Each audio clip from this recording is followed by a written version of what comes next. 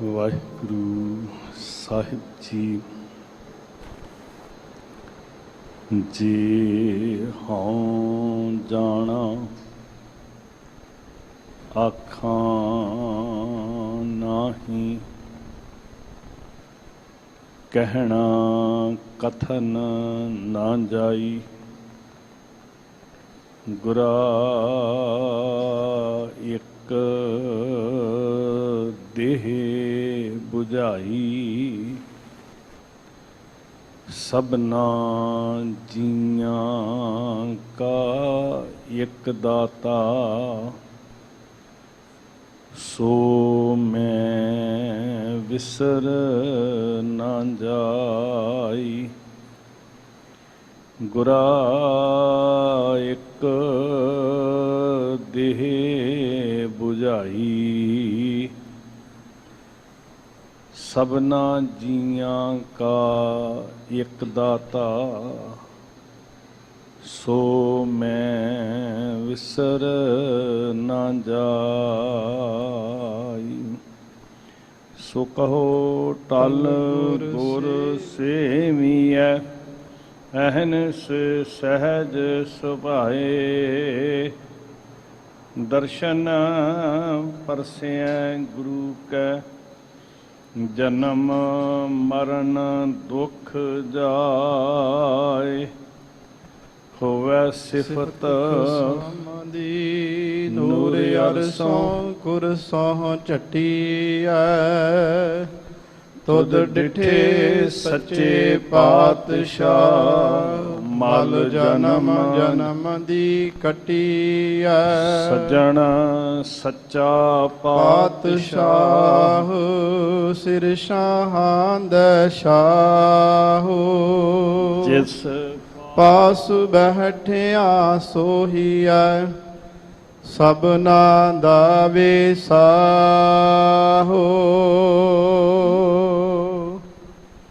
ਸਤਨਾਮ ਸ੍ਰੀ ਵਾਹਿਗੁਰੂ ਸਾਹਿਬ ਜੀ।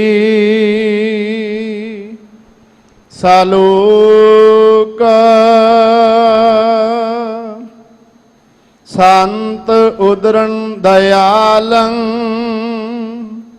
ਆਸਰੰ ਗੋਪਾਲ ਕੀਰਤਨ ਹੈ। ਨਿਰਮਲੰ ਸੰਤ ਸੰਗੇਣ, ਓਟ ਨਾਨਕ ਪਰਮੇਸ਼ਵਰੈ। ਸੰਤ ਉਦਰੰ ਦਇਆਲੰ, ਆਸਰੰ ਗੋਪਾਲ ਕੀਰਤਨ ਹੈ। ਨਿਰਮਲੰ ਸੰਤ ਸੰਗੇਣ, ਓਟ ਨਾਨਕ ਪਰਮੇਸ਼ਵਰੈ। ਚੰਦਨ ਚੰਦਨਾ ਸਰਦ ਰੁੱਤ, ਮੂਲ ਨ ਮਿਟਈ ਕਾਮ। ਸੀਤਲ ਥੀਵੈ ਨਾਨਕਾ, ਜਪੰਦੜੋ ਹਰ ਨਾਮ। ਪੌੜੀ ਚਰਨ ਕਮਲ ਕੀ ਓਟ, ਉਦਰੇ ਸਗਲ ਜਨ। ਸੁਣ ਪਰਤਾਪ ਗੋਵਿੰਦ, ਨਿਰਭਉ ਭਏ ਮਨ। ਟੋਟ ਨ ਆਵੈ ਮੂਲ, ਸੰਚਿਆ ਨਾਮ ਧਨ। ਸੰਤ ਜਨਾ ਸਿਉ ਸੰਗ, ਪਾਈਐ ਵੱਡਾ ਪੁੰਨ। ਆਠ ਪਹਿਰ ਹਰ ਧਿਆਏ, ਹਰ ਜਸ ਨਿਤ ਸੁਨ ਸੰਤ ਜਨਾ ਸਿਉ ਸੰਗ ਪਾਈਐ ਵੱਡਾ ਪੁੰਨ ਆਠ ਪਹਿਰ ਹਰ ਧਿਆਏ ਹਰ ਜਸ ਨਿਤ ਸੁਨ ਵਾਹਿਗੁਰੂ ਜੀ ਕਾ ਖਾਲਸਾ ਵਾਹਿਗੁਰੂ ਜੀ ਕੀ ਫਤਿਹ। ਸਤਿਗੁਰੂ ਗਰੀਬ ਨਿਵਾਜ਼ ਸ੍ਰੀ ਗੁਰੂ ਗ੍ਰੰਥ ਸਾਹਿਬ ਮਹਾਰਾਜ ਜੀ ਦੀ ਪਵਿੱਤਰ ਹਜ਼ੂਰੀ ਅੰਦਰ ਗੁਰਦੇਵ ਜੀ ਦੀ ਨਿਵਾਜੀ ਹੋਈ ਮੁਕੱਦਸ ਧਰਤੀ ਤੇ ਅਦਬ ਪਿਆਰ ਵਿੱਚ ਸਜੀ ਸਾਧ ਸੰਗਤ ਸਿੱਖੀ ਦੇ ਕੇਂਦਰ ਸੱਚਖੰਡ ਸ੍ਰੀ ਦਰਬਾਰ ਸਾਹਿਬ ਜੀ ਤੋਂ ਅੰਮ੍ਰਿਤ ਵੇਲੇ ਬਖਸ਼ਿਸ਼ ਹੋਇਆ ਹੁਕਮ ਆਪ ਜੀ ਨੇ ਸਰਵਣ ਕੀਤਾ। ਬੜੇ ਪ੍ਰੇਮ ਵਿੱਚ ਭਾਈ ਸਾਹਿਬ ਜੀ ਨੇ ਸ਼ਬਦ ਨੂੰ ਪੜ੍ਹਿਆ ਔਰ ਬੜੀ ਇਕਾਗਰਤਾ ਦੇ ਨਾਲ ਆਪ ਗੁਰਸਿੱਖ ਸੁਣ ਰਹੇ ਸੀ। ਸੋਝੀ ਮੰਗੀਏ ਸਤਿਗੁਰੂ ਜੀ ਕੋਲੋਂ, ਸਿਰ ਤੇ ਹੱਥ ਰੱਖਣ ਮਹਾਰਾਜ, ਬੁੱਧ ਪ੍ਰਗਾਸ ਕਰਨ, ਸ਼ਬਦ ਨੂੰ ਸਮਝ ਸਕੀਏ ਜਿੰਨੀ ਸਮਝ ਸੱਚੇ ਪਾਤਸ਼ਾਹ ਦੇ ਰਹੇ ਆ। ਸਾਧ ਸੰਗਤ, ਸੰਸਾਰ ਨੂੰ ਸਮੁੰਦਰ ਕਿਹਾ ਤੇ ਸਮੁੰਦਰ ਵੀ ਅੱਗ ਦਾ ਆਖਿਆ। ਇੱਕ ਤੇ ਪਾਣੀ ਦਾ ਸਮੁੰਦਰ ਵੇਖਦੇ ਆ ਸਥੂਲ ਰੂਪ ਵਿੱਚ, ਜਿਹਦੇ ਵਿੱਚੋਂ ਤਰਨ ਵਾਸਤੇ ਬੜੇ ਸਾਧਨ ਨੇ, ਬੜੇ ਵਸੀਲੇ ਨੇ ਸਾਡੇ ਕੋਲ। ਇੰਨੇ ਸਾਧਨ ਇਜਾਦ ਕਰ ਲਏ ਆ ਕਿ ਅਸੀਂ ਕਈ ਮਹੀਨਿਆਂ ਦਾ ਸਮੁੰਦਰੀ ਸਫ਼ਰ ਆਪਣੇ ਘਰ ਵਾਂਗ ਸੌਂ ਕੇ ਆਰਾਮ ਨਾਲ ਸੈਰ ਕਰਕੇ ਟਹਿਲ ਕੇ ਪੂਰਾ ਕਰ ਸਕਦੇ ਹਾਂ। ਜਿਸ ਸਮੁੰਦਰ ਦੀ ਗੱਲ ਅਧਿਆਤਮਕ ਪੰਧ ਉੱਤੇ ਕੀਤੀ ਗਈ ਹੈ, ਉਹ ਸਮੁੰਦਰ ਹੈ ਵਿਕਾਰਾਂ ਦਾ, ਵਿਕਾਰਾਂ ਦੀ ਅੱਗ ਦਾ, ਜਿਹਦੇ ਤੋਂ ਤਰਨ ਦਾ ਸਾਧਨ ਦੁਨਿਆਵੀ ਤੌਰ ਦੇ ਉੱਤੇ ਇਜਾਦ ਨਹੀਂ ਕੀਤਾ ਗਿਆ।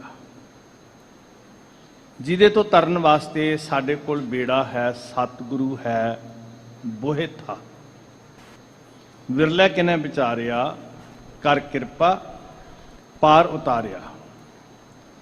ਇਹ ਵਿਕਾਰਾਂ ਦੀ ਦਲਦਲ ਐਸਾ ਭਿਆਨਕ ਸਮੁੰਦਰ ਹੈ, ਕੁਝ ਵੀ ਵਰਤ ਸਕਦਾ, ਕੁਝ ਵੀ। ਕਿਤੇ ਮੋਹ ਵਰਤ ਸਕਦਾ ਹੈ, ਕਿਤੇ ਕਾਮ ਵਰਤ ਸਕਦਾ ਹੈ, ਕਿਤੇ ਕ੍ਰੋਧ, ਨਫ਼ਰਤ, ਈਰਖਾ, ਬਖੀਲੀ ਵਰਤ ਸਕਦੀ ਹੈ, ਵੈਰ ਅੰਦਰ ਵਰਤ ਸਕਦਾ ਹੈ, ਹੰਕਾਰ ਅੰਦਰ ਵਰਤ ਸਕਦਾ ਹੈ। ਇਹ ਛੱਲਾਂ ਨੇ ਸਮੁੰਦਰ ਦੀਆਂ, ਤੇ ਸਮੁੰਦਰ ਬਾਹਰ ਨਹੀਂ ਹੈ, ਸਾਡੇ ਅੰਦਰ ਹੀ ਠਾਠਾਂ ਮਾਰ ਰਿਹਾ।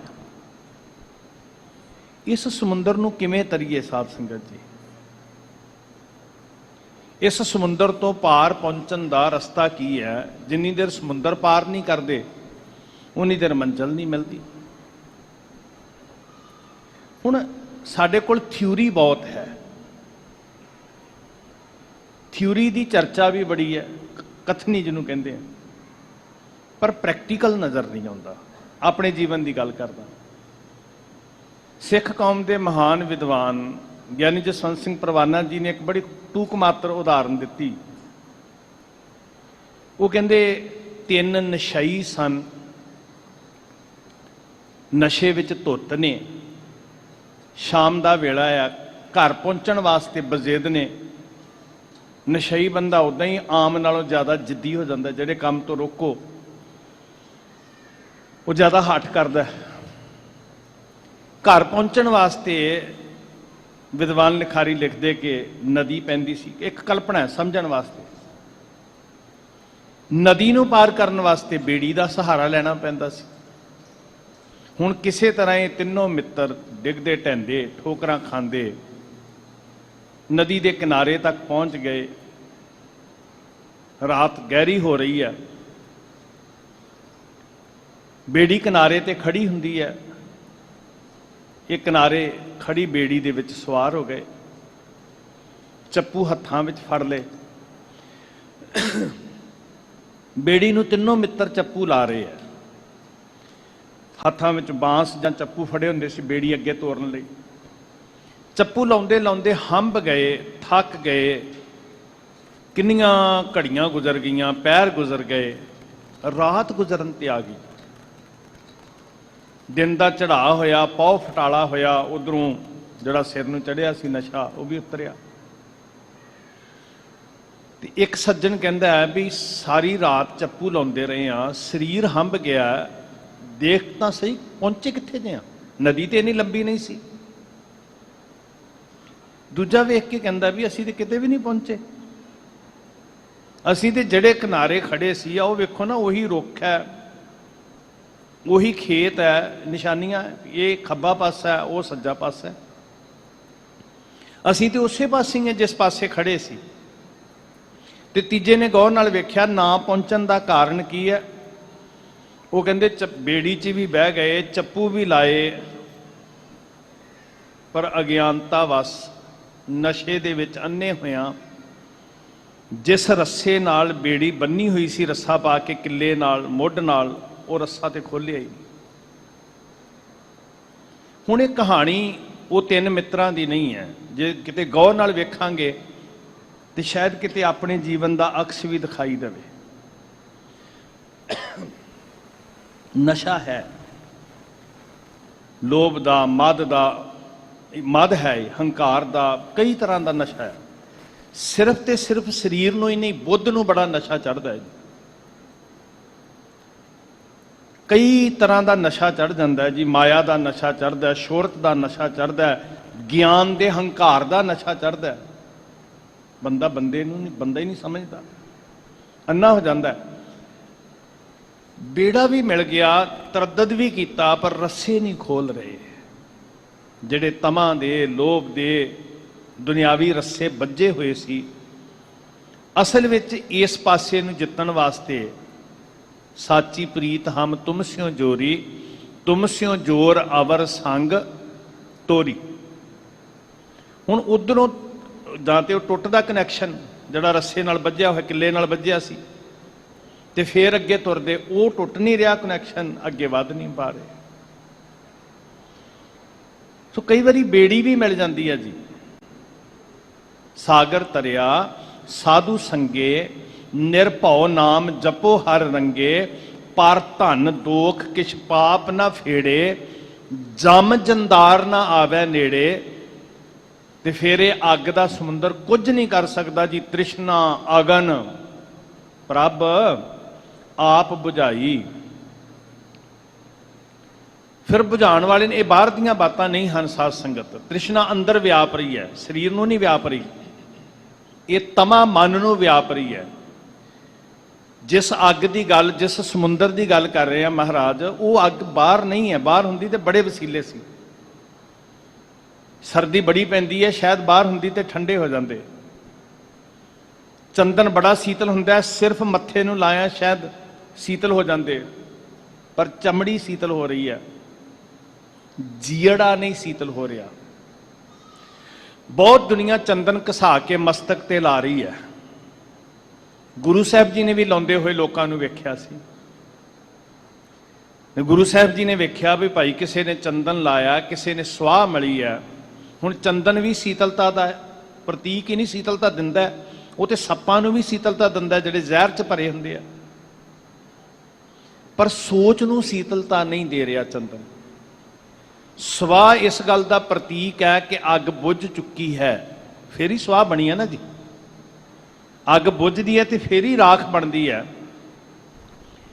ਤੇ ਸਾਧੂ ਬਿਹੰਗਮ ਲੋਕੀ ਰਾਖ ਪਿੰਡੇ ਤੇ ਮਲ ਕੇ ਸੁਨੇਹਾ ਦਿੰਦੇ ਸੀ ਕਿ ਇਹ ਅੱਗ ਬੁੱਝ ਚੁੱਕੀ ਆ, ਹੁਣ ਰਾਖ ਹੀ ਬਾਕੀ ਹੈ।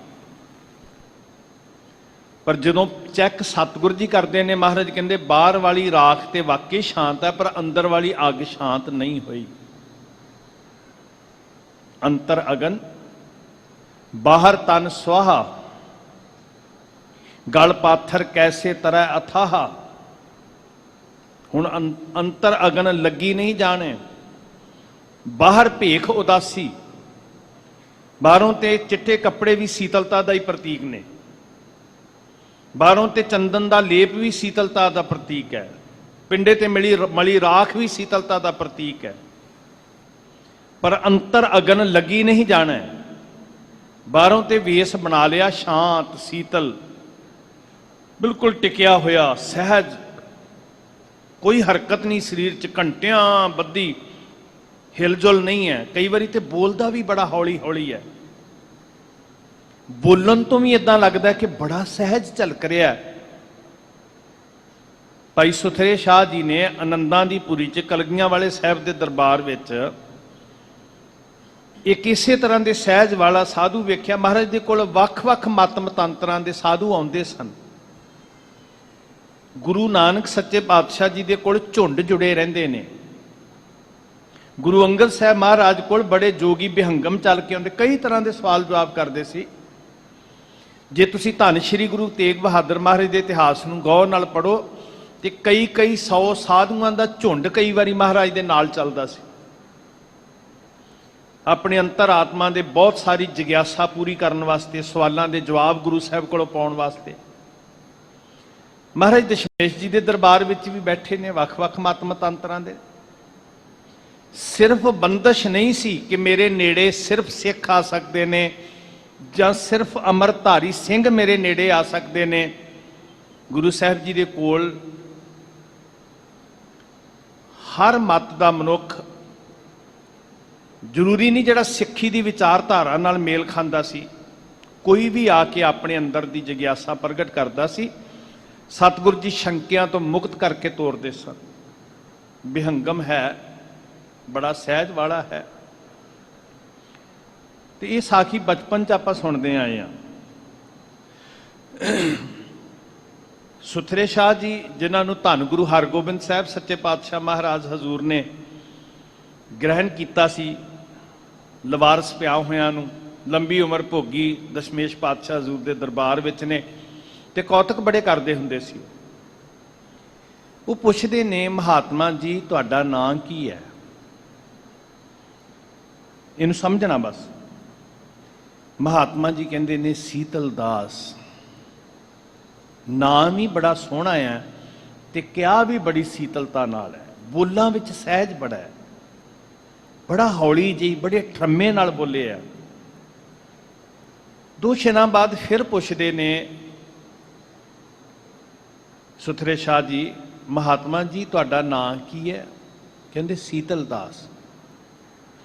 2 ਪਲਾਂ ਬਾਅਦ ਫਿਰ ਪੁੱਛਦੇ ਨੇ, ਮਹਾਤਮਾ ਜੀ ਨਾਂ? ਕਹਿੰਦੇ ਸੀਤਲ ਦਾਸ। ਹੁਣ ਜਿਉਂ-ਜਿਉਂ ਪੁੱਛਦੇ ਜਾਂਦੇ ਨੇ ਤਿਉਂ-ਤਿਉਂ ਪਾਰਾ ਹਾਈ ਹੁੰਦਾ ਜਾਂਦਾ। ਤੇ ਜਦੋਂ 5ਵੀਂ 7ਵੀਂ 8ਵੀਂ ਵਾਰੀ ਪੁੱਛਿਆ ਤੇ ਫਿਰ ਤੇ ਇੰਤਹਾ ਹੋ ਗਈ ਨਾ ਬਰਦਾਸ਼ਤ ਕਰਨ ਦੀ, ਫਿਰ ਤੇ ਹੱਦ ਹੋ ਗਈ ਬਰਦਾਸ਼ਤ ਕਰਨ ਦੀ। 1 ਵਾਰੀ 4 ਵਾਰੀ 6 ਵਾਰੀ 10 ਵਾਰੀ ਪੁੱਛਿਆ ਤੇ ਫਿਰ ਸੀਤਲਤਾ ਮੁੱਕ ਗਈ, ਜਵਾਲਾ ਭਟਕ ਗਈ। ਤੈਨੂੰ ਸੁਣਦਾ ਨਹੀਂ 1 ਵਾਰੀ? ਜਿੰਨੀ ਤਲਖੀ 'ਚ ਬੋਲ ਸਕਦਾ ਸੀ। ਤੇ ਹੱਸ ਕੇ ਸੁਥਰੇ ਸ਼ਾਹ ਜੀ ਕਹਿਣ ਲੱਗੇ, ਨਾਂ ਗਲਤ ਰੱਖਿਆ ਗਿਆ, ਤੁਹਾਡਾ ਨਾਂ ਤੇ ਭਾਂਬੜ ਦਾਸ ਚਾਹੀਦਾ ਸੀ। ਹੁਣ ਹੁੰਦਾ ਕੀ ਹੈ ਸਾਧ ਸੰਗਤ, ਬਿਲਕੁਲ ਇਹ ਸਫੇਦ ਕੱਪੜੇ ਇਸੇ ਗੱਲ ਦਾ, ਸ਼ਾਂਤੀ ਦਾ ਪ੍ਰਤੀਕ ਹੈ। ਸਫੇਦ ਝੰਡਾ ਲਹਿਰਾ ਦਿੰਦੇ, ਜੰਗਾਂ ਬੰਦ ਹੋ ਜਾਂਦੀਆਂ, ਵਰਦੀਆਂ ਗੋਲੀਆਂ ਬਰਸਦੀ, ਅੱਗ ਜਿਹੜੀ ਆ ਉਹ ਸ਼ਾਂਤ ਹੋ ਜਾਂਦੀ। ਕਹਿੰਦੇ ਸਫੇਦ ਝੰਡਾ ਲਹਿਰਾ ਦਿੱਤਾ ਹੈ। ਤੇ ਬਹੁਤੀ ਵਾਰੀ ਧਾਰਮਿਕ ਲੋਕਾਂ ਨੇ ਪਿੰਡੇ ਤੇ ਸਵਾਹ ਮਲੀ ਹੋਏਗੀ, ਮੱਥੇ ਤੇ ਚੰਦਨ ਹੋਏਗਾ ਜਾਂ ਸਫੇਦ ਵਸਤਰ ਹੋਣਗੇ, ਇਸੇ ਗੱਲ ਦਾ ਪ੍ਰਤੀਕ ਨੇ, ਬੜੇ ਸ਼ਾਂਤ ਨੇ। ਸ਼ਾਂਤ ਨਹੀਂ ਹੋ ਪਾ ਰਹੇ। ਹੁਣ ਅੱਜ ਸਤਿਗੁਰੂ ਜੀ ਇਹ ਭੇਦ ਦੱਸ ਰਹੇ ਨੇ ਵੀ ਇਹ ਅੱਗ ਵਾਲਾ ਸਮੁੰਦਰ ਹੈ, ਸਾਡੇ ਅੰਦਰ ਭੜਕੀ ਹੋਈ ਅੱਗ। ਅਸੀਂ ਅੰਤਰ ਆਤਮੇ ਬੇਚੈਨ ਹਾਂ, ਬਹੁਤ ਤਲਖੀ 'ਚ ਜੂਰੇ ਹਾਂ, ਅਸ਼ਾਂਤ ਬੈਠੇ ਹਾਂ। ਸੋਹਣੇ ਸੁੰਦਰ ਘਰਾਂ ਦੇ ਅੰਦਰ, ਬੜੇ ਸੁੰਦਰ ਬਿਸਤਰਿਆਂ ਦੇ ਉੱਤੇ, ਠੰਡੇ ਮੌਸਮ ਦੇ ਅੰਦਰ, ਠੰਡਕ ਦੇ ਸਾਧਨਾਂ ਦੇ ਅੰਦਰ ਸਭ ਕੁਝ ਪ੍ਰਾਪਤ ਕਰ ਲਿਆ, ਪਰ ਬੰਦਾ ਸ਼ਾਂਤ ਹੀ ਨਹੀਂ ਹੋ ਰਿਹਾ। ਉਹ ਭੇਦ ਕੀ ਹੈ, ਕਿਵੇਂ ਸ਼ਾਂਤ ਹੋਈਏ?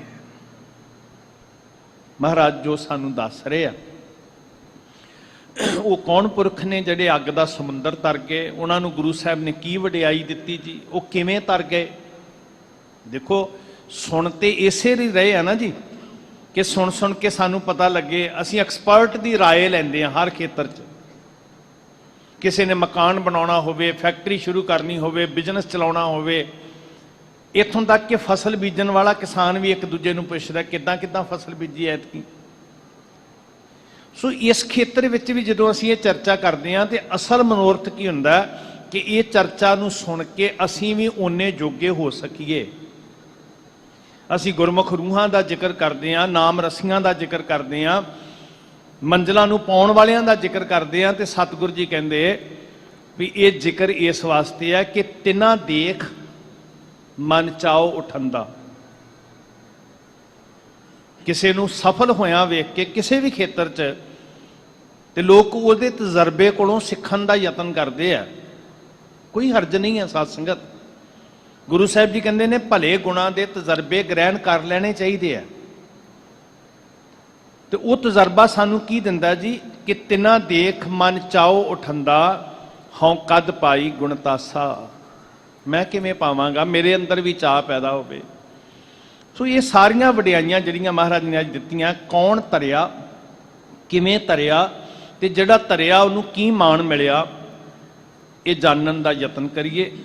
मन चित एकागर करके प्रेम च जुड़ के सारे सिमरो जी सतनाम श्री वाहिगुरू।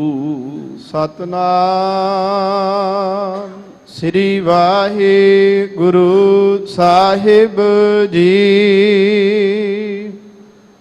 सलोक संत उदरं दयालं आसरं गोपाल कीरतन है।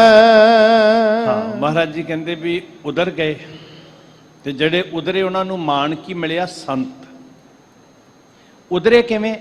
आसरंग, कादा आसरा लिया? गोपाल, सृष्टि नूं पालन वाले दी कीर्ति दा। वाहिगुरू जी का जस, उहदे गुण अंदर वसा वसा के सिंच सिंच के तरन जोगे हो गए। मतलब की है? जिन्हों महाराज कहते ने हर कीरत साध संगत है, सिर करमन के कर्मा। उन्होंने संत जना ने खुराक खाधी, साध संगत भोजन छकिया, वाहिगुरू जी की कीर्ति का भोजन। जिवें असीं शरीर नूं तंदुरुस्त करने वास्ते प्रशादा छकते हैं, शरीर तंदुरुस्त हुंदा, वस्तां छकते हैं, शरीर अरोग हुंदा। इसे तरह आ जिहड़ा गोपाल दा कीर्तन है ना, ये भी साडा भोजन है, जिहदे नाल साडी आत्मा बलवान हुंदी है। ते भयानक छल्लां दा वड्डे जिहड़े दफेड़े वज रहे, आपां समुंदर च वेखिआ किवें छल आंदी, नेड़े आई नूं धक्क के परे सुੱਟ दिंदी। साडी आत्मा बलवान हुंदी है छल्लां दा सामना करन लई। ते ओह भोजन है अखंड कीर्तन। इत्थे क्या? गोपाल दी कीर्ति। आसरंग गोपाल कीर्तन है। वाहिगुरू जी का कीर्तन जड़ा है, कीर्तन का मतलब सिफत सलाह। सिफत सलाह मतलब कि जेडे गुण गाए जा रहे हैं, जिवें बरसात हुंदी है ते झिम झिम बरसै अमृत धारा, वो बरसात जिवें मिट्टी च समांदी जाती है धरती च, ते धरती शांत हो जाती है, शीतल हो जाती है। जिहड़ी कलमल होई मेदनी अरदास करै लिव लाए, जिहड़ी तपश विच मैली होई सी कल ते मल। कल कहंदे आ तपश, मल कहंदे आ मैल। जिन्नी धुप पई उन्नी मिट्टी उड्डी। ते जदों उन्हें अरदास की ते इंद्रा नूं फरमाया, वाहिगुरू जी की रहमत होई, ये बदलों नूं भी हुक्म होया भी बरसो भाई। ते कल भी उतर गई, मल भी उतर गई, शांत हो गई। सो जीड़ा ते वाकई तप रहा है, अग ते बली हुई है, समुंदर है अग दा। अखंड कीर्तन तिन भोजन चूरा। किन्हां ने छकिया जी अखंड दा कीर्तन? निरंतर जस, हर वेले लीन, मुग्ध होए, मगन होए, उस रस नूं चूस रहा, जिवें भवरा मकरंद विच बैठा चूसदा, अपना आपा भुल जांदा है। कई बारी चूसदियां, मकरंद चूसदियां जिंदगी दा ते ला दिंदा है, कमल बंद हो जाता है, भवरा अंदर ही रह जाता है, पर इन्ना रस विच मगन हुंदा है। ये गोपाल दे कीर्तन दा आसरा एडा कमाल दा रस है ਜਿਹੜਾ ਸਾਡੀ ਆਤਮਾ ਨੂੰ ਬਲਵਾਨ ਕਰਦਾ ਹੈ, ਤੇ ਇਹ ਛੱਲਾਂ ਨਾਲ ਨਜਿੱਠਣ ਦੀ ਤਾਕਤ ਮਿਲਦੀ ਹੈ, ਛੱਲਾਂ ਨੂੰ ਤਰਨ ਦੀ ਸਮਰੱਥਾ ਮਿਲਦੀ ਹੈ। ਅਖੰਡ ਕੀਰਤਨ ਤਿਨ ਭੋਜਨ ਚੂਰਾ, ਕਹੋ ਨਾਨਕ ਜਿਸ ਸਤਿਗੁਰ ਪੂਰਾ। ਪੂਰੇ ਦੇ ਲੜ ਲੱਗੀ ਅਸਲ 'ਚ ਅਖੰਡ ਕੀਰਤਨ ਦਾ ਰਸ ਲੈ ਸਕਦੇ ਆ। ਬਹੁਤੀ ਵਾਰੀ ਤੇ ਮੇਰੇ ਵਰਗਾ ਬਾਹਰੀ ਤੌਰ ਤੇ ਅਖੰਡ ਕੀਰਤਨ ਹੋ ਰਿਹਾ ਹੁੰਦਾ, ਉੱਥੇ ਵੀ ਅਜੇ 10 ਹੀ ਵਜੇ ਹੁੰਦੇ ਤੇ ਬਾਸੀਆਂ ਮਾਰਨੀਆਂ ਸ਼ੁਰੂ ਕਰਦਾ, ਬੈਠਣਾ ਹੀ ਔਖਾ ਹੋ ਜਾਂਦਾ। ਧੰਨ ਗੁਰਮੁਖ ਰੂਹਾਂ ਜਿਹੜੀਆਂ ਗੁਰਮੁਖੀ ਰਸ ਦੇ ਅੰਦਰ, ਰੱਬੀ ਰਸ ਦੇ ਅੰਦਰ ਗੁਰਮੁਖੀ ਚੌਂਕੜੇ ਲਾ ਕੇ, ਕਿੰਨੇ ਮਗਨ ਪਿਆਰੇ ਗੁਰਸਿੱਖ ਜਿਨ੍ਹਾਂ ਨੇ ਘੰਟੇ ਗੁਜ਼ਰ ਜਾਂਦੇ ਜੀ ਕੀਰਤਨ ਕਰਦੇ ਆ, ਕੀਰਤਨ ਦਾ ਰਸ ਪੀਂਦੇ ਆ। ਸੋ ਇਹ ਖੁਰਾਕ ਹੈ, ਇਹ ਆਸਰਾ ਹੈ ਸੰਤ ਜਨਾਂ ਦਾ। ਸੰਤ ਉਦਰਣ, ਭਲੇ ਉਧਰਦੇ ਨੇ, ਨੇਕ ਉਧਰਦੇ ਨੇ, ਸਤਵਾਦੀ ਉਧਰਦੇ ਨੇ। ਤੇ ਕਿਵੇਂ ਉਧਰਦੇ ਨੇ? ਦਿਆਲੂ ਵਾਹਿਗੁਰੂ ਜੀ ਦਾ ਆਸਰਾ ਲੈ ਕੇ ਉਧਰਦੇ ਆ। ਆਸਰੰ ਗੋਪਾਲ ਕੀਰਤਨ ਹੈ। ਅਸਲ ਵਿੱਚ ਇਸ ਕੀਰਤੀ, ਇਹ ਚੱਪੂ ਹੈ ਸਾਡਾ, ਸੰਗਤ ਵਿੱਚ ਬਹਿਣਾ ਤੇ ਵਾਹਿਗੁਰੂ ਜੀ ਦੀ ਕੀਰਤੀ ਨਾਲ ਜੁੜਨਾ। ਸੰਗਤ ਬੇੜਾ ਹੈ, ਵਾਹਿਗੁਰੂ ਜੀ ਦੀ ਕੀਰਤੀ ਚੱਪੂ ਹੈ। ਤੇ ਜਦੋਂ ਗੁਰਸਿੱਖ ਸੰਗਤ ਰੂਪੀ ਬੇੜੇ 'ਚ ਬਹਿ ਕੇ ਚੱਪੂ ਲਾਉਂਦਾ, ਫਿਰ ਬੇੜਾ ਤਰਦਾ ਸਾਧ ਸੰਗਤ। ਲੰਮੀ ਲੰਮੀ ਨਦੀ ਵਹਿ ਕੰਧੀ ਕੇਰਾ ਹੇਤ, ਬੇੜੇ ਨੂੰ ਕੱਪਰ ਕਿਆ ਕਰੇ ਜੇ ਪਾਤਨ ਹੋਵੇ ਸੁਚੇਤ। ਫਿਰ ਪਰਵਾਹ ਕਾਦੀ, ਫਿਰ ਡਰ ਕਾਦਾ ਜੀ। ਤੋ ਇਹ ਹੈ ਸਮੁੰਦਰ ਬੜਾ ਭਿਆਨਕ। ਬੜੀਆਂ ਬੜੀਆਂ ਵੱਡੀਆਂ ਹਸਤੀਆਂ ਡੁੱਬ ਗਈਆਂ ਨੇ, ਬੜੇ ਬੜੇ ਸ਼ੋਹਰਤ ਵਾਲੇ ਦੇਵੀ ਪੁਰਖ ਜਿਨ੍ਹਾਂ ਨੂੰ ਕਹਿੰਦੇ ਸੀ, ਉਹ ਡੁੱਬ ਗਏ ਸਾਧ ਸੰਗਤ। ਪੰਕਜ ਮੋਹ ਪਗ ਨਹੀਂ ਚਾਲੈ, ਹਮ ਦੇਖਾ ਤਹਿ ਡੂਬੀ ਅਲੇ। ਉਹਦੇ 'ਚ ਡੁੱਬਦੇ ਵੇਖੇ ਨੇ। ਤੇ ਜੇ ਕੋਈ ਤਰਿਆ, ਉਹ ਅਖੰਡ ਕੀਰਤਨ ਦੀ ਟੇਕ ਲੈ ਕੇ, ਗੋਪਾਲ ਦੇ ਕੀਰਤੀ ਦੀ ਟੇਕ ਲੈ ਕੇ, ਸਤ ਸੰਗਤ ਵਿੱਚ ਤੇਰੀ ਕੀਰਤੀ ਹੈ, ਸਾਗਰ ਤਰਿਆ ਸਾਧੂ ਸੰਗੇ, ਨਿਰਭਉ ਨਾਮ ਜਪੋ ਹਰ ਰੰਗੇ। ਖੋਜਤ ਖੋਜਤ ਸੁਣੀ ਇਹ ਸੋਏ, ਸਾਧ ਸੰਗਤ ਬਿਨ ਤਰਿਓ ਨਾ ਕੋਏ। ਮੇਰਾ ਜੀ ਕਰਦਾ ਸਾਰੇ ਹਿਰਦੇ ਤੇ ਲਿਖ ਲਈ ਇੱਕ ਵਾਰੀ, ਜੇ ਤਰਨਾ ਚਾਹੁੰਦੇ ਆ ਤੇ। ਸਾਧ ਸੰਗਤ ਬਿਨ ਤਰਿਓ ਨਾ ਕੋਏ, ਸਾਧ ਸੰਗਤ ਬਿਨ ਤਰਿਓ ਨਾ ਕੋਏ। ਸੰਗਤ ਬਿਨਾ ਤਰਿਓ ਨਾ ਕੋਏ, ਸਾਧ ਸੰਗਤ ਬਿਨਾ ਤਰਿਓ ਨਾ ਕੋਏ। ਖੋਜਤ ਖੋਜਤ ਸੁਣੀ ਇਹ ਸੋਏ, ਖੋਜਤ ਖੋਜਤ ਸੁਣੀ ਇਹ ਸੋਏ। ਖੋਜਤ ਖੋਜਤ ਸੁਣੀ ਇਹ ਸੋਏ, ਖੋਜਤ ਖੋਜਤ ਸੁਣੀ ਇਹ ਸੋਏ। ਸਾਧ ਸੰਗਤ ਬਿਨ ਤਰਿਓ ਨਾ ਕੋਏ, ਸਾਧ ਸੰਗਤ ਬਿਨ ਤਰਿਓ ਨਾ ਕੋਏ। ਸੰਗਤ ਬਿਨ ਤਰਿਓ ਨਾ ਕੋਏ, ਸਾਧ ਸੰਗਤ ਬਿਨ ਤਰਿਓ ਨਾ ਕੋਏ। ਜਿਹੜੇ ਇਸ ਬੇੜੇ 'ਚ ਬਹਿ ਕੇ ਕੀਰਤੀ ਦਾ ਚੱਪੂ ਲਾ ਕੇ ਨਾ, ਅਖੰਡ ਕੀਰਤਨ ਦਾ ਚੱਪੂ ਲਾ ਕੇ ਤਰ ਗਏ, ਉਹਨਾਂ ਨੂੰ ਮਹਾਰਾਜ ਨੇ ਸਰਟੀਫਿਕੇਟ ਦਿੱਤਾ ਸੰਤ। ਭਾਗ ਠੜੇ ਹਰ ਸੰਤ ਤੁਮਾਰੇ, ਜਿਨ ਘਰ ਧਨ ਹਰ ਨਾਮਾ, ਪ੍ਰਵਾਨ ਗਣੇ ਸੇ ਹੀ ਆਏ। ਅਸਲ 'ਚ ਉਦੋਂ ਮੋਹਰ ਲੱਗੇ ਵੀ ਆ ਸਫਲ ਜੀ, ਇਹ ਪ੍ਰਵਾਨ ਸਫਲ ਤਿਨਾ ਕੇ ਕਾਮਾਂ, ਫਿਰ ਕਰਮ ਸਫਲ ਹੋਏ। ਸੋ ਇਹ ਮਹਾਰਾਜ ਨੇ ਸਾਨੂੰ ਸਾਧਨ ਦਿੱਤਾ, ਕਹਿੰਦੇ ਵੀ ਭਾਈ ਆਸਰੰਗ ਗੋਪਾਲ ਕੀਰਤਨ ਹੈ, ਇਹ ਆਸਰਾ ਡੁੱਬਦਿਆਂ ਨੂੰ ਤਾਰਦਾ ਹੈ। ਨਿਰਮਲੰ ਸੰਤ ਸੰਗੇਣ, ਓਟ ਨਾਨਕ ਪਰਮੇਸ਼ੁਰ। ਕਮਾਲ ਇਹ ਹੋ ਗਈ, ਅਗਲੀ ਗੱਲ ਬੜੀ ਕਮਾਲ ਦੀ ਕਹੀ ਜੀ। ਸੰਤਾਂ ਦਾ ਸੰਗ ਵੇਖੋ, ਹੈ ਤੇ ਘਾਲਣਾ ਹੈ ਨਾ ਜੀ, ਦਿਲਦਰ ਤਿਆਗਣਾ ਪਏਗਾ, ਮਨ ਨਾਲ ਲੜਨਾ ਪਏਗਾ, ਜੂਝਣਾ ਪਏਗਾ। ਮਹਾਰਾਜ ਨੇ ਇੱਥੇ ਸ਼ਬਦ ਹੀ ਵਰਤਿਆ, ਮਸ਼ੱਕਤ ਘਾਲ। ਜਿਨੀ ਨਾਮ ਧਿਆਇਆ ਗਏ ਮਸ਼ੱਕਤ ਘਾਲ। ਹੁਣ ਉਹਨਾਂ ਦਾ ਲਾਭ ਅੱਗੇ ਕਿੰਨਾ ਹੋਇਆ ਵੇਖੋ। ਇਹ ਲਾਭ ਹੋਇਆ ਕਿ ਜਿਨ੍ਹਾਂ ਨੇ ਸੰਗ ਕੀਤਾ ਉਹ ਵੀ ਨਿਰਮਲ ਹੋ ਗਏ। ਜਿਨ੍ਹਾਂ ਨੂੰ ਸੰਤ ਕਿਹਾ ਮਹਾਰਾਜ ਨੇ ਤਰਿਆ ਹੋਇਆਂ ਨੂੰ, ਉਹਦੇ ਤੋਂ ਅੱਗੇ ਕਲਾ ਕੀ ਵਰਤੀ ਕਿ ਨਿਰਮਲੰ ਸੰਤ ਸੰਗੇਨ। ਉਹਨਾਂ ਸੱਤਵਾਦੀਆਂ ਦਾ ਜਿਨ੍ਹਾਂ ਨੇ ਸੰਗ ਕੀਤਾ ਉਹ ਵੀ ਨਿਰਮਲ ਹੋ ਗਏ ਅੱਗੇ, ਉਹ ਪਵਿੱਤਰ ਹੋ ਗਏ ਅੱਗੇ। ਓਟ ਨਾਨਕ ਪਰਮੇਸ਼ਰ ਹੈ। ਆਸਰਾ ਕਾਹਦਾ? ਤੇਰਾ ਜ਼ੋਰ, ਤੇਰੀ ਮਨ ਟੇਕ। ਸੰਗਤ ਵਿੱਚ ਜੁੜਨਾ, ਸਤ ਸੰਗੀ ਰੂਹਾਂ ਦਾ ਮੇਲ ਹੋਵੇ ਤੇ ਆਸਰਾ ਪਾਤਸ਼ਾਹ ਜੀ ਕਰਤਾ ਪੁਰਖ ਵਾਹਿਗੁਰੂ ਤੇਰਾ ਮਿਲੇ। ਚੰਦਨ ਚੰਦਨਾ ਸਰਦ ਰੁੱਤ, ਮੂਲ ਨ ਮਿਟਈ ਕਾਮ। ਇਹ ਹੁਣ ਬਾਹਰਲੇ ਵਸੀਲੇ ਨੇ ਜੀ। ਚੰਦਨ ਦਾ ਲੇਪ ਕਰਨਾ, ਚੰਦ ਦੀ ਸੀਤਲਤਾ, ਸਰਦ ਰੁੱਤ ਦੀ ਠੰਡਕ। ਬਾਹਰ ਬਹੁਤ ਕੁਝ ਠੰਡਾ ਹੋ ਗਿਆ, ਵਕਤ ਬਦਲਿਆ, ਰੁੱਤਾਂ ਬਦਲੀਆਂ, ਵਸੀਲੇ ਆਜ਼ਾਦ ਕਰ ਲਏ। ਜ਼ਰਾ ਜਿੰਨੀ ਮੂਲ ਮੰਤਰ ਰੰਚਕ ਮਾਤਰ ਵੀ ਤਪਸ਼ ਨਹੀਂ ਬੁੱਝੀ। ਕਾਮ ਦਾ ਅਰਥ ਹੈ ਤਪਸ਼। ਰੰਚਕ ਮਾਤਰ ਵੀ ਅੰਦਰ ਦੀ ਤਪਸ਼ ਠੰਡੀ ਨਹੀਂ ਹੋਈ।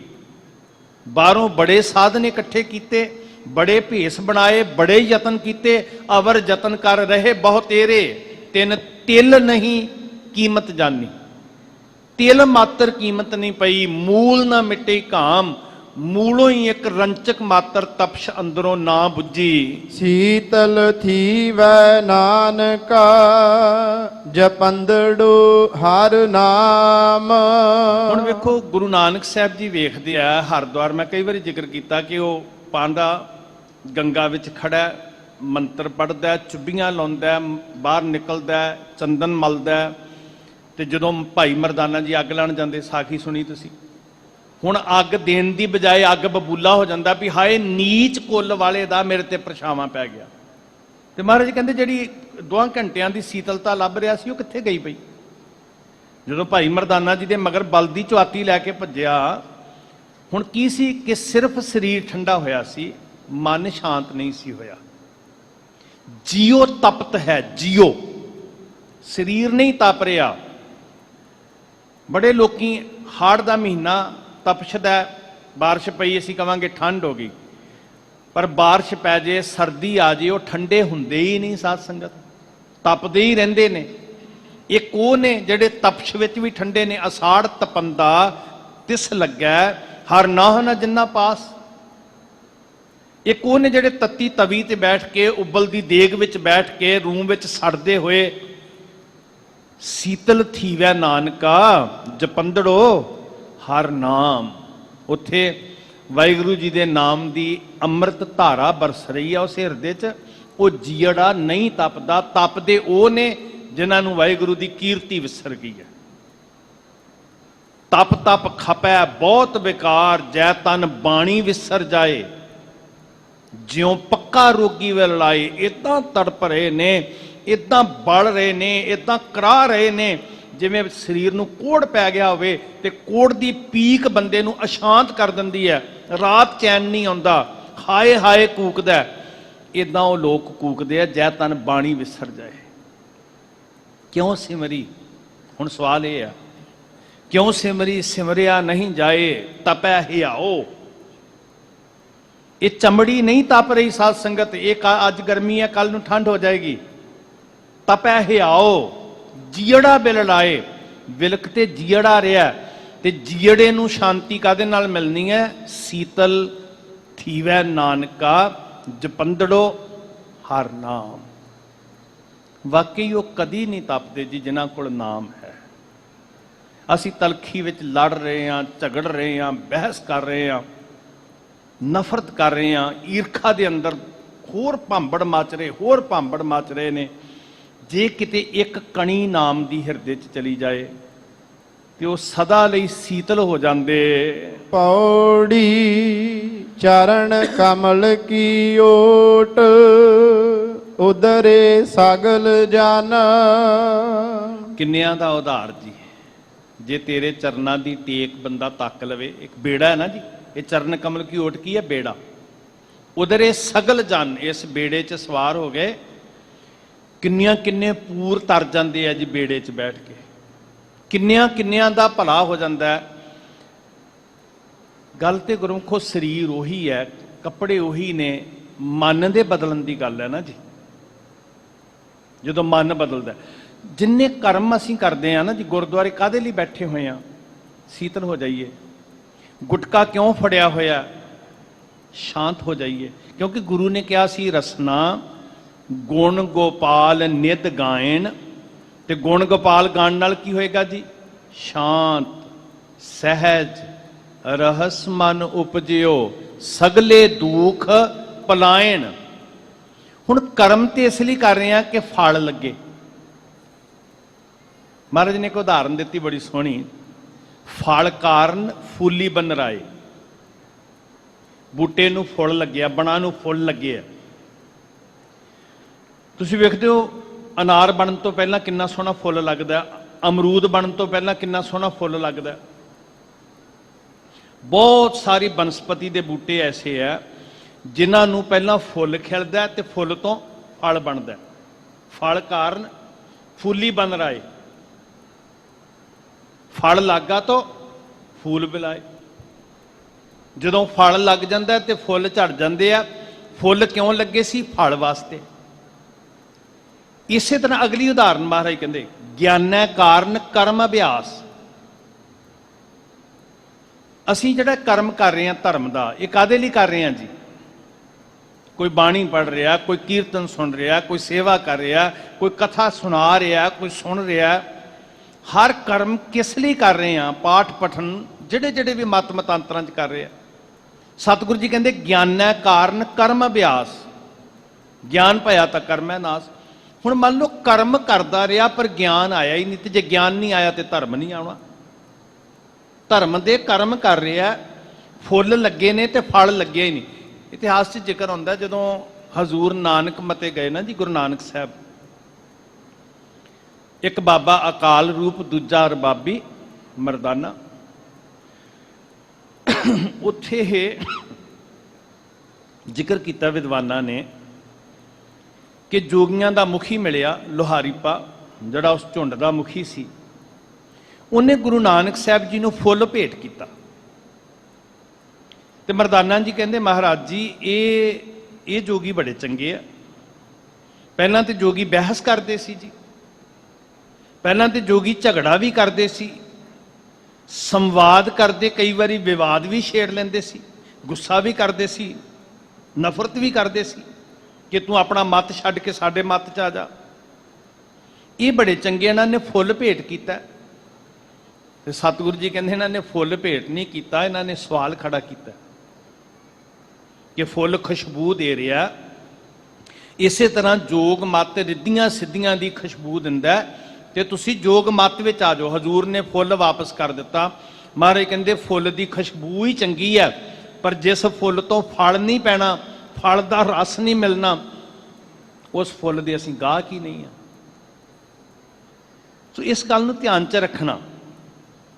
ਫਲ ਕਾਰਨ ਫੁੱਲੀ ਬਨ ਰਾਏ, ਮਤਲਬ ਫੁੱਲ ਦਾ ਤਾਂ ਫਾਇਦਾ ਹੈ। ਅਸੀਂ ਕਈ ਵਾਰੀ ਕਹਿੰਦੇ ਹਾਂ ਜੀ ਇਹਨੂੰ ਤੇ ਬੂਟੇ ਨੂੰ ਫੁੱਲ ਪੈ ਕੇ ਝੜ ਜਾਂਦੇ ਆ। ਕਈ ਵਾਰੀ ਨਾ ਅਕਸਰ ਇਦਾਂ ਹੁੰਦਾ, ਕਿੰਨੂਆਂ ਦਾ ਬੂਟਾ, ਉਹਨੂੰ ਕਈ ਸੀਜ਼ਨ ਫੁੱਲ ਬਹੁਤ ਪੈਂਦੇ ਆ ਤੇ ਝੜ ਜਾਂਦੇ ਆ। ਅੰਬਾਂ ਨੂੰ ਬੂਰ ਬਹੁਤ ਪੈਂਦਾ ਤੇ ਝੜ ਜਾਂਦਾ। ਤੇ ਅਸੀਂ ਕਹਿੰਦੇ ਜੀ ਦਵਾਈ ਪਾਓ, ਨਹੀਂ ਤੇ ਵੱਢ ਕੇ ਸੁੱਟੋ ਜੀ, ਫਾਇਦਾ ਕੀ ਇਹਦਾ? ਜਿਸ ਫੁੱਲ ਨੂੰ ਫਲ ਨਹੀਂ ਲੱਗ ਰਿਹਾ, ਫਾਇਦਾ ਕੀ ਹੈ? ਫਲ ਚੋਂ ਤੇ ਰਸ ਮਿਲਣਾ ਸੀ, ਰਸ ਤੱਕ ਅਸੀਂ ਪਹੁੰਚੇ ਨਹੀਂ। ਫੁੱਲ ਸੋਹਣਾ ਲੱਗ ਰਿਹਾ, ਬੜੀ ਸੋਹਣੀ ਦਿੱਖ ਹੈ, ਬਸ ਇਹ ਸਾਡੀ ਜ਼ਿੰਦਗੀ ਦੀ ਕਹਾਣੀ ਹੈ। ਬਾਹਰੋਂ ਬੜੇ ਸੋਹਣੇ ਆ ਪਰ ਰਸ ਵਾਲੇ ਫਲ ਤੱਕ ਨਹੀਂ ਪਹੁੰਚੇ। ਕਰਮ ਬੜੇ ਸੋਹਣੇ ਨੇ ਪਰ ਕਰਮ ਚੋਂ ਗਿਆਨ ਨਹੀਂ ਮਿਲਿਆ, ਤੇ ਕਰਮ ਕੀ ਬਣ ਗਿਆ? ਕਰਮ ਕਾਂਡ। ਤੇ ਉਹਨੂੰ ਮੇਰੇ ਗੁਰੂ ਨੇ ਕਿਹਾ ਕਰਮ ਧਰਮ ਪਖੰਡ ਜੋ ਦਿਸੈ ਤੇ ਜਮ ਜਾਗਾਤੀ ਲੂਟੈ। ਕੋਈ ਫਲ ਵੀ ਨਹੀਂ ਉਹਨੂੰ ਲੱਗਿਆ। ਸੋ ਸਾਧ ਸੰਗਤ, ਸਤਿਗੁਰੂ ਜੀ ਜੋ ਸਮਝਾ ਰਹੇ ਨੇ ਉਹ ਫਲ ਹੈ ਚਰਨਾਂ ਕਮਲਾਂ ਨਾਲ ਜੁੜਨਾ ਤੇ ਆਤਮਿਕ ਰਸ ਪਾਉਣਾ। ਸੁਣ ਪ੍ਰਤਾਪ ਗੋਵਿੰਦ ਨਿਰਭਉ ਭਏ ਮਨ। ਹਾਂ, ਵਾਹਿਗੁਰੂ ਜੀ ਦਾ ਪ੍ਰਤਾਪ ਕਮਾਲ ਦਾ ਜੀ। ਜਿੱਥੇ ਨਾਮ ਦੀ ਕਣੀ ਵਸਦੀ ਆ ਨਾ ਜੀ, ਜਲਾਲ ਬੜਾ ਹੁੰਦਾ। ਗੁਰੂ ਸਾਹਿਬ ਕਹਿੰਦੇ ਨੇ ਵੀ ਨਾਮ ਦਾ ਪ੍ਰਤਾਪ ਇਦਾਂ ਦਾ ਹੁੰਦਾ ਕਿ ਪ੍ਰਤਾਪ ਤੁਮਾਰਾ ਦੇਖ ਕੇ ਜਮਦੂਤ ਛੱਡ ਜਾਏ। ਜਮ ਵੀ ਭੱਜ ਜਾਂਦੇ ਨੇ। ਤੇ ਅੱਜ ਵੀ ਮਹਾਰਾਜ ਕਹਿੰਦੇ ਨੇ ਸੁਣ ਪ੍ਰਤਾਪ ਗੋਬਿੰਦ ਨਿਰਭਉ ਭਏ ਮਨ। ਪ੍ਰਤਾਪ ਐਸਾ ਕਿ ਡਰ ਖਤਮ ਹੋ ਗਿਆ, ਡਰ ਮੁੱਕ ਗਿਆ ਸਾਧ ਸੰਗਤ ਇਸ ਪ੍ਰਤਾਪ ਨਾਲ। ਬੜੀ ਨਿਰਮਲ ਆਤਮਾ ਹੋਏ। ਸੰਸਾਰ ਅੰਦਰ ਬੜਾ ਅਦਬ ਹੈ। ਵੇਖੋ ਗੁਰਮੁਖੋ, ਜਦੋਂ ਅਸੀਂ ਕਿਸੇ ਸ਼ਖਸ ਦੀ ਗੱਲ ਕਰਦੇ ਆ ਨਾ ਜੀ, ਤੇ ਹੋ ਸਕਦਾ ਮਨੁੱਖਾਂ 'ਚ ਕਮੀਆਂ ਵੀ ਹੁੰਦੀਆਂ, ਤੇ ਕੋਈ ਕਮੀ ਚੁੱਕ ਕੇ ਤੇ ਉਸ ਗੱਲ ਨੂੰ ਕਹੇ ਵੀ ਨਹੀਂ ਭਾਈ ਗਲਤ ਬੰਦੇ ਦੀ ਸਿਫਤ ਹੋ ਗਈ। ਮੈਂ ਹੱਥ ਜੋੜ ਕੇ ਮਾਫੀ ਮੰਗਦਾ। ਜਦੋਂ ਅਸੀਂ ਗੁਣ ਵੇਖਾਂਗੇ ਤੇ ਅਸੀਂ ਸਿਰਫ ਗੁਣ ਦੀ ਗੱਲ ਕਰਾਂਗੇ। ਬਾਬਾ ਈਦੀ ਅਬਦੁਲ ਸਤਾਰ ਉਹਨਾਂ ਦਾ ਨਾਮ, ਪਾਕਿਸਤਾਨ ਦੇ ਵਿੱਚ ਨੇ। ਹੁਣ ਨਾ ਤੇ ਇਸ ਲਈ ਨਫ਼ਰਤ ਕਿ ਉਹ ਪਾਕਿਸਤਾਨ 'ਚ ਨੇ, ਨਾ ਇਸ ਲਈ ਨਫ਼ਰਤ ਕਿ ਉਹ ਮੁਸਲਮਾਨ ਨੇ, ਨਾ ਇਸ ਲਈ ਨਫ਼ਰਤ ਕਿ ਉਹਨਾਂ 'ਚ ਕੋਈ ਔਗਣ ਵੀ ਹੈ। ਹੋ ਸਕਦਾ ਹੋਏਗਾ ਭਈ, ਪਰ ਸਤਿਕਾਰ ਇਸ ਲਈ ਹੈ ਕਿ ਉਸ ਬੰਦੇ ਨੇ ਇਨਸਾਨੀਅਤ ਲਈ ਇੰਨਾ ਕੁਝ ਕੀਤਾ ਕਿ ਸੰਸਾਰ ਅੰਦਰ ਰੈੱਡ ਕਰਾਸ ਤੋਂ ਬਾਅਦ, ਜਿਵੇਂ ਭਗਤ ਜੀ ਕਾਰਜ ਕਰਦੇ ਸੀ ਨਾ, ਭਗਤ ਪੂਰਨ ਸਿੰਘ ਜੀ, ਇੱਦਾਂ ਉਹਨਾਂ ਨੇ ਕਾਰਜ ਕੀਤਾ। ਤੇ ਮੈਂ ਭੈਣੋ ਤੁਹਾਨੂੰ ਬੇਨਤੀ ਕਰਦਾ, ਉਹਨਾਂ ਦੇ ਕਾਰਜ ਦੀ ਆਰੰਭਤਾ ਕਿਵੇਂ ਹੋਈ? ਉਹ ਸਧਾਰਨ ਸਨ ਤੇ ਉਹ ਪੜ੍ਹਾਈ ਵਿੱਚ ਵੀ ਆਮ ਜੇ ਸਨ, ਪਰ ਅੰਦਰ ਦੀ ਕੋਮਲਤਾ ਜਾਗ ਪਈ। ਇੱਕ ਦਿਨ ਸਕੂਲੋਂ ਤੁਰੇ ਆਉਂਦੇ ਆ ਤੇ ਇੱਕ ਦਿਮਾਗੀ ਤੌਰ ਤੇ ਪਾਗਲ ਹੋਣ ਬੱਚੇ ਹੁੰਦੇ ਆ ਨਾ ਜੀ, ਮਾਂ ਅਕਸਰ ਕੋਸਦੀ ਰਹਿੰਦੀ ਵੀ ਪੁੱਤਰ ਤੂੰ ਪੜ੍ਹਨ ਜੋਗਾ ਨਹੀਂ ਹੈਗਾ, ਕੁਝ ਕਰਨ ਜੋਗਾ ਨਹੀਂ ਹੈਗਾ। ਅਕਸਰ ਜਦੋਂ ਮਾਵਾਂ ਨੂੰ ਬਹੁਤਾ ਤੇਜ਼ ਤਰਾਰ ਬੱਚਾ ਨਾ ਲੱਗੇ ਤੇ ਉਹ ਕੋਸਦੀਆਂ ਹੁੰਦੀਆਂ, ਅਕਸਰ ਮਾਂ ਕਹਿੰਦੀ ਰਹਿੰਦੀ। ਪਰ ਇੱਕ ਦਿਨ ਕੀ ਹੋਇਆ, ਈਦੀ ਕੁੱਟ ਖਾ ਕੇ ਆਇਆ ਰਸਤੇ 'ਚੋਂ। ਮਾਂ ਨੇ ਪੁੱਛਿਆ ਕੁੱਟ ਕਿਉਂ ਖਾਧੀ ਹੈ, ਕੱਪੜੇ ਪਾਟੇ ਹੋਏ ਆ। ਈਦੀ ਕਹਿੰਦਾ ਮਾਂ ਇੱਕ ਪਾਗਲ ਬੰਦਾ ਸੀ, ਉਹਨੂੰ ਸਾਰੇ ਬੱਚੇ ਛੇੜ ਰਹੇ, ਕੋਈ ਚੁੰਡੀਆਂ ਵੱਢ ਰਿਹਾ ਸੀ, ਕੋਈ ਲੱਕੜੀ ਮਾਰ ਰਿਹਾ ਸੀ। ਬੱਚਿਆਂ ਦਾ ਸੁਭਾਅ ਹੁੰਦਾ, ਕੋਈ ਇੱਟਾਂ ਮਾਰ ਦਿੰਦਾ। ਤੇ ਉਹ ਪਾਗਲ ਬੇਬਸ ਹੋ ਗਿਆ, ਦਿਮਾਗੋਂ ਪਾਗਲ ਸੀ ਵਿਚਾਰਾ। ਈਦੀ ਕਹਿੰਦਾ ਮੈਂ ਅੱਗੇ ਖੜਾ ਹੋ ਗਿਆ ਵੀ ਖਬਰਦਾਰ ਜੇ ਕਿਸੇ ਨੇ ਹੱਥ ਲਾਇਆ। ਤੇ ਜਿਹੜਾ ਛੇੜਨ ਵਾਲਿਆਂ ਦਾ ਰਿੰਗ ਲੀਡਰ ਸੀ ਨਾ, ਉਹਨੇ ਸਭ ਤੋਂ ਪਹਿਲਾਂ ਮੈਨੂੰ ਕੁੱਟਿਆ। ਪਰ ਕਹਿੰਦਾ ਮੈਂ ਕੁੱਟ ਤੇ ਖਾ ਲਈ, ਪਰ ਉਹਨੂੰ ਬਚਾ ਲਿਆ। ਮਾਂ ਨੇ ਘੁੱਟ ਕੇ ਛਾਤੀ ਨਾਲ ਲਾ ਲਿਆ, ਕਹਿੰਦੀ ਈਦੀ ਤੇਰੇ ਅੰਦਰ ਧਰਮ ਪੈਦਾ ਹੋ ਗਿਆ, ਤੂੰ ਬਚਾਉਣ ਵਾਲਾ ਬਣ ਗਿਆ, ਤੂੰ ਮਾਰਨ ਵਾਲਾ ਨਹੀਂ ਬਣਿਆ। ਇਹ ਫਲ ਹੈ ਸਾਧ ਸੰਗਤ ਧਰਮ ਦਾ। ਔਰ ਦੁਨੀਆ ਦੇ ਵਿੱਚ ਲਾਸ਼ਾਂ ਨੂੰ ਸਾਂਭਣ ਦਾ, ਰੋਗੀਆਂ ਨੂੰ ਸਾਂਭਣ ਦਾ, ਕੋਈ ਡਾਕੂ ਹੈ ਜਾਂ ਕੋਈ ਸਿਪਾਹੀ ਹੈ, ਕੋਈ ਫਰਕ ਨਹੀਂ ਸੀ ਉਹਦੀਆਂ ਨਜ਼ਰਾਂ 'ਚ।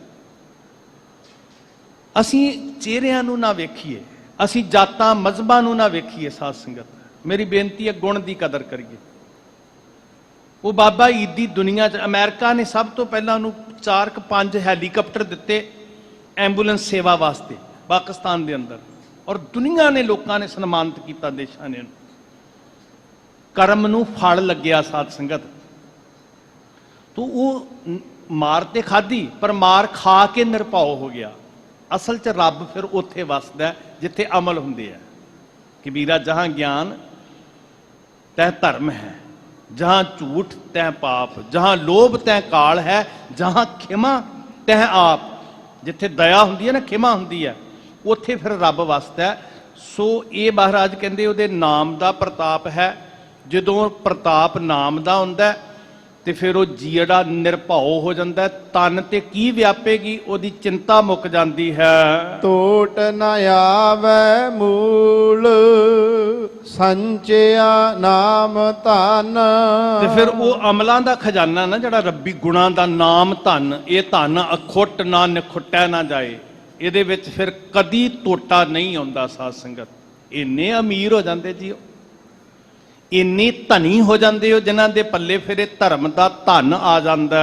ਸੰਤ ਜਨਾ ਸਿਉ ਸੰਗ ਪਾਈਐ ਵੱਡਾ ਪੁੰਨ। ਹਾਂ, ਇਹ ਜ਼ਰੂਰ ਕਿਹਾ ਵੀ ਇਹ ਜਿਹੜਾ ਬੇੜਾ ਹੈ ਨਾ ਸੰਤ ਸੰਗਤ ਦਾ, ਜਿਹਨੂੰ ਮਹਾਰਾਜ ਨੇ ਸ਼ੁਰੂ ਵਿੱਚ ਕਿਹਾ ਸੀ ਵੀ ਭਾਗਾਂ ਵਾਲਿਓ ਨਿਰਮਲੰ ਸੰਤ ਸੰਗੇਣ। ਸਾਰਿਆਂ ਦੇ ਵੱਸ ਦੀ ਗੱਲ ਨਹੀਂ, ਸੰਤ ਸੰਗੇਣ ਵਿੱਚ ਬਹਿ ਜਾਣ। ਇਹ ਤੇ ਵੱਡੇ ਪੁੰਨ ਨਾਲ ਮਿਲਦਾ ਹੈ। ਵਡਭਾਗੀ ਹਰ ਸੰਗਤ ਪਾਵੇ, ਭਾਗਹੀਣ ਭ੍ਰਮ ਚੋਟਾਂ ਖਾਵੇ। ਸੰਤ ਜਨਾਂ ਸਿਓ ਸੰਗ ਪਾਈਐ ਵੱਡਾ ਪੁੰਨ। ਬਹੁਤ ਵੱਡੇ ਕਰਮਾਂ ਦਾ ਨਤੀਜਾ ਹੈ, ਵੱਡੀ ਬਖਸ਼ਿਸ਼ ਦਾ ਨਤੀਜਾ ਹੈ ਕਿ ਸਤ ਸੰਗਤ ਨਸੀਬ ਹੁੰਦੀ ਹੈ। 8 ਪਹਿਰ ਹਰ ਧਿਆਏ, ਹਰ ਜਸ ਨਿਤ ਸੁਨ। ਇਸ ਵਾਸਤੇ ਕੀ ਕਰਨਾ ਭਾਈ? ਸੀਤਲ ਹੋਣਾ ਹੈ, ਵਾਹਿਗੁਰੂ ਦੇ ਨਾਮ ਨਾਲ ਤਰਿਆ ਜਾਣਾ ਹੈ, ਗੋਪਾਲ ਦੇ ਕੀਰਤਨ ਨਾਲ। ਅਖੰਡ ਮਤਲਬ ਨਿਰੰਤਰ, ਸਿਰਫ ਇੱਕ ਰਾਤ ਵਾਲਾ ਨਹੀਂ, ਜਿਹੜੀ ਨਿਰੰਤਰ ਕੀਰਤੀ ਸਾਡੇ ਹਿਰਦੇ 'ਚ ਵਸ ਜੇ। ਇੱਕ ਰਾਤ ਵਾਲੀ ਤੇ ਸਿਰਫ ਚੇਟਕ ਹੈ। तो महाराज सच्चे पातशाह कहते 8 पहर हर ध्याए हर जस नित सुन, नित सुन। हर रोज वाहिगुरु की कीर्ति सुनिया कर, हर रोज वाहिगुरु का जस सुनिया कर। 8 पहर जे वेला वक्त विचारीए तो कित वेला भगत होए। इन्हां दलीलों चों बाहर निकल ते ये कीर्ति ही चप्पू है जिहड़ी साडी जिंदगी दे बेड़े नूं पार ला दिंदी है। भाई आओ शीतलता सहज टिकाओ गुरु कोलों लईए।